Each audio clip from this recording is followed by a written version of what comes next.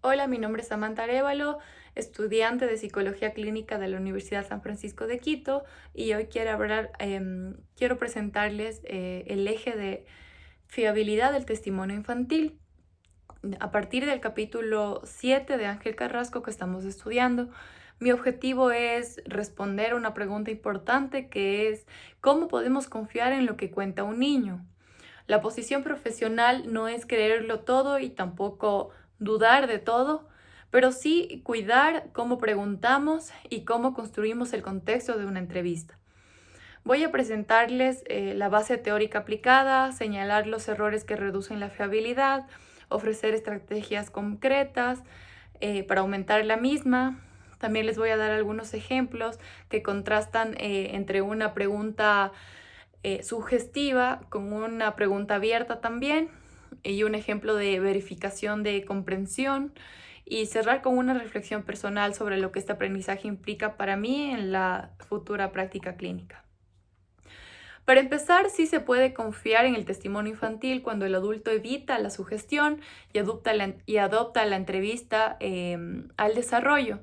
Los niños suelen recordar menos de forma espontánea en comparación que los adultos, pero pueden ser muy precisos desde edades tempranas si el contexto es adecuado y si las preguntas también se formulan de buena manera. La sugestionabilidad es un factor central. Los niños son sensibles a señales de los adultos, tanto verbales como no verbales.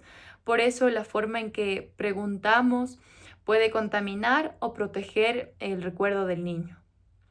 La fiabilidad aumenta cuando privilegiamos preguntas abiertas, cuando verificamos la comprensión sin presionar y cuando reducimos la sensación de examen, estableciendo reglas claras desde el inicio de la entrevista. ¿De qué depende la fiabilidad? En primer lugar, del desarrollo. A mayor edad, en general, hay más detalles y mejor organización de la información, pero eso depende del interés personal del niño por el suceso, de su conocimiento previo también, y del estrés del contexto. Por ejemplo, en un entorno amenazante o muy formal, puede reducir la precisión de sus recuerdos.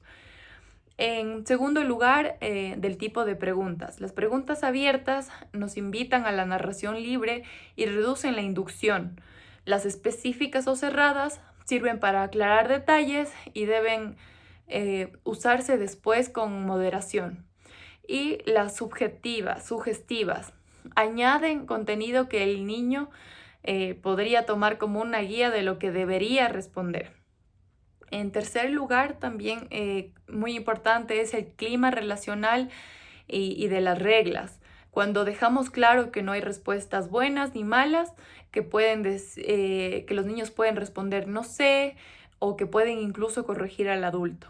El niño siente menos presión cuando les mencionamos estas cosas, ya que no tienen que acertar y se favorece también la autenticidad.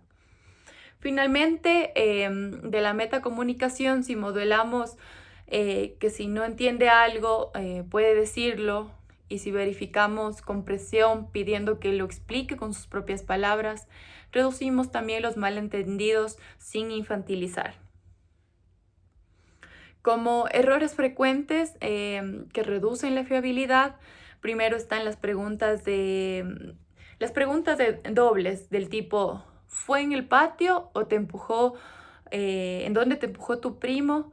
Porque el niño puede entender que puede entender solo una parte de la pregunta, o sentirse empujado a confiar, a confirmar lo que el adulto está diciendo. Segundo, las negativas o con coletillas como no te gustó, ¿verdad? Que inducen una respuesta socialmente deseable. Y tercero, también repetir literalmente la misma pregunta cuando el niño dudó. Esto sugiere que la respuesta anterior fue incorrecta y también empuja a cambiar la respuesta. Como cuarto, resumir nosotros mismos lo que el niño acaba de decir. En lugar de pedirle a él que repita con sus propias palabras, nuestro resumen puede introducir algunas distorsiones. Como quinto, el exceso de simpatía o cercanía que despierta el deseo de complacer. Sube la cantidad de respuestas, pero esto baja su fiabilidad. En sexto, el setting rígido o autoritario.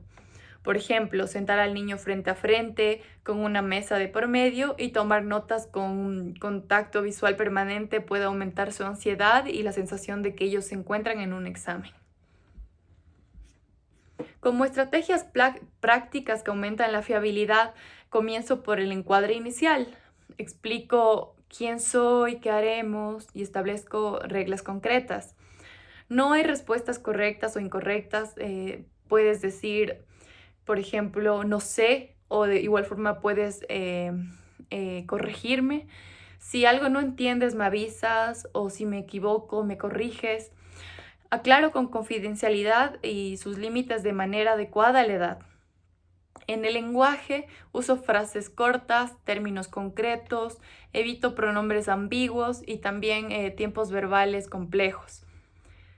En la técnica también priorizo la narración libre. Por ejemplo, cuéntame qué pasó desde el principio y después, con apoyos neutrales como ajá, sigue y luego. Para la verificación de la comprensión, no pregunto ¿entendiste?, sino que me lo cuentas con tus palabras o reformulo con un vocabulario más simple. También en la secuencia de preguntas voy de abiertas a específicas y solo si hace falta cierro con alguna cerrada. Evito las sugestivas. En el entorno me coloco a su altura. Evito la bata blanca de ser necesario, ya que esto puede resultar intimidante para el niño. Y mantengo también materiales lúdicos disponibles, integrando el juego cuando corresponde. Y anoto solo literal lo que es importante. Si tomo notas, me ubico en diagonal para no imponer una mirada de examen, como lo habíamos mencionado. Como un ejemplo breve para contrastar una pregunta sugestiva con una pregunta abierta, en una mala práctica médica, por ejemplo, la entrevistadora podría decir, a ver, fue tu tío quien te gritó, ¿verdad? ¿Y te empujó también? El niño con dudas responde sí y creo que sí. Aquí la entrevistadora lo que hizo fue introducir contenido, tu tío, y te empujó. El niño, intentando acertar, confirma. Por ejemplo, la fiabilidad en este caso disminuye. En una escena con buena práctica, la entrevistadora dice, cuéntame, ¿qué recuerdas de lo que pasó ayer en la casa? Y el niño relata, estaba jugando, escuché gritos. La entrevistadora continuó, ¿qué pasó después? El niño agrega, mi tío entró y dijo que apagara la consola. La entrevistadora puede preguntar, ¿cómo lo supiste? El niño responde, porque lo vi y dijo, apaga ya. En esta versión, la entrevistadora no induce contenido, el relato surge desde el niño y también la fiabilidad aumenta. Como segundo ejemplo, tiene que ver con cómo verificamos que el niño realmente entiende lo que le estamos preguntando, sin hacerlo sentir examinado o confundido. A veces los niños dicen que sí entendieron, aunque no sea cierto, solo por querer complacer al adulto. Por eso la responsabilidad de asegurar la comprensión recae siempre en el entrevistador. Voy a mostrarle con un pequeño ejemplo. Por ejemplo, imaginen un niño de 8 años que me dice que algo ocurrió tarde. En lugar de suponer que esa hora se refiere a cierta hora en la noche o le pregunto directamente, ¿entendiste? Puedo decirle con calma, cuando dijiste tarde, ¿te refieres a que después de almorzar o cuando ya estaba oscuro? De esa manera le doy opciones concretas y reduzco la ambigüedad. Si el niño responde, por ejemplo, cuando ya estaba oscuro, puedo continuar. Perfecto. ¿Me cuentas con tus palabras qué pasó después de que llegaste a casa? Así puedo verificar también que compartimos el mismo significado sin tener que presionarlo ni infantilizarlo. Este tipo de metacomunicación, hablar sobre cómo nos estamos comunicando, Mejora mucho la comprensión mutua y aumenta la fiabilidad del testimonio infantil. Ahora quiero hablar sobre cómo adaptamos la entrevista según la edad del niño o adolescente. Por ejemplo, con los más pequeños en etapa preescolar, la entrevista debe ser todo un espacio de juego. Es más importante usar juguetes, dibujos o materiales visuales y hacer preguntas muy simples sobre cosas que están ocurriendo en ese momento. Evito las preguntas del tipo ¿por qué?, ¿cómo? O ¿cuándo? Porque aún son demasiado abstractas para ellos. Lo esencial en esta etapa es que se sientan seguros, incluso permitiendo que sus padres estén cerca un momento si es que eso les da confianza. Cuando los niños de edad escolar puedo combinar el diálogo con actividades como el dibujo o el juego más estructurados. Empiezo con temas que les resulten familiares, formulo preguntas abiertas y luego más específicas. Uso frases cortas, claras, refuerzo siempre la idea de que no están en un examen. Por otro lado, para los adolescentes, la prioridad es cuidar la confidencialidad, porque de eso depende la confianza para ellos. Utilizo un lenguaje respetuoso, sin etiquetas ni tampoco tecnicismos. Y puedo incluir cuestionarios o formatos un poco más estructurados si es que eso les hace sentir cómodos a ellos para expresarse. En todos los casos mantengo presente una idea fundamental. La fiabilidad no depende solo del niño, sino de la interacción que logramos tener y construir. Es el resultado de su nivel de desarrollo, pero también de cómo nosotros como entrevistadores nos adaptamos a él. Sobre la implicación de padres y escuela, necesitamos sus perspectivas sin contaminar el testimonio del menor.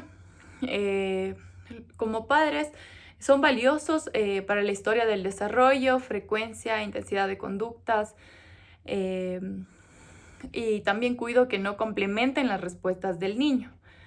En adolescentes es preferible iniciar entrevistando a solas con él o ella para proteger la confianza y evitar que un relato previo de los padres sesgue el encuadre. Por último, me parece importante cerrar con una reflexión personal. Lo más desafiante en este tema fue abandonar la idea de que la fiabilidad depende solo de la capacidad del niño, ya que también depende mucho de nosotros como entrevistadores, de cómo preguntamos, cómo escucho, qué clima logro construir. Como futura psicóloga clínica me llevo 3 compromisos prácticos. En primer lugar, diseñar el contexto, un espacio amable, reglas claras, derecho a decir no sé, a que me puedan corregir. Como segundo también, priorizar la narración libre y la comprensión sin infantilizar al niño o al adolescente. Reformular, pedir el contenido de sus palabras y tolerar los silencios también como en tercer lugar. Estos 3 gestos sostenidos en el tiempo elevan la fiabilidad del testimonio y protegen también el bienestar emocional del niño. Quiero terminar con una idea que sintetiza mi aprendizaje, que es entrevistar a un niño es cuidar su voz, no ponerle palabras, sino crear las condiciones para que las encuentre. Muchas gracias por escucharme.